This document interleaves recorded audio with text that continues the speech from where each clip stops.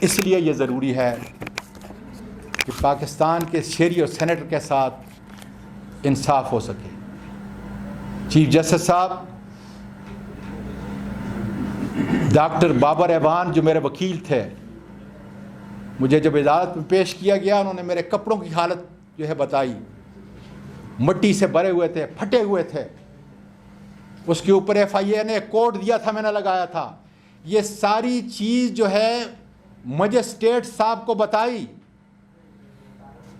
اور بتایا کہ وہ میرے زخم کو دیکھیں کتنے ہیں۔ اس وقت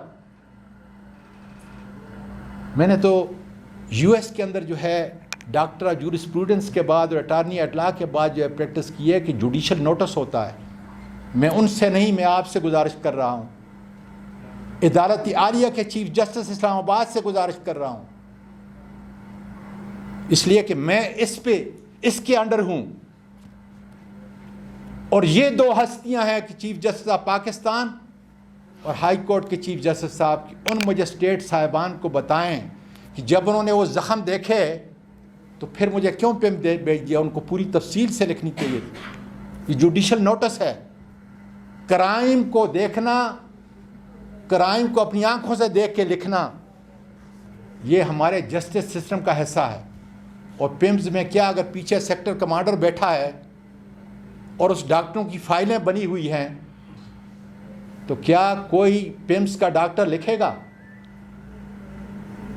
پھر مجھے اسٹیٹ صاحب نے بتایا، اور یہاں تک کہ ڈاکٹر بابر ایوان صاحب نے کرسی کے اوپر کھڑا ہو کے میری ٹانگیں بتائیں مجسٹریٹ صاحب کو۔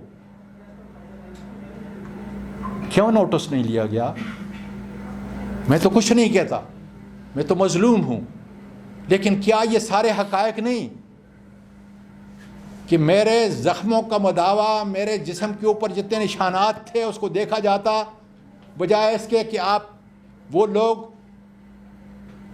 نچلی عدالتیں جو ہیں جو میرے لیے قابل قدر ہیں اتنی، وہ PIMS کو بیچتے، اور PIMS نے کیا کرنا تھا؟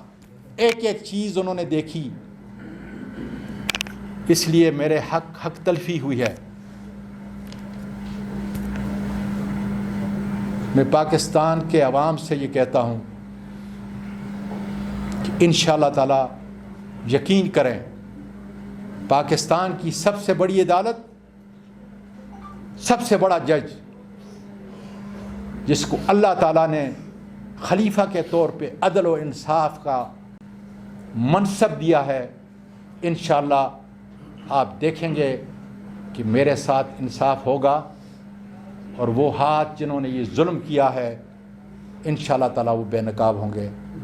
بہت شکریہ۔ پاکستان پائندہ باد۔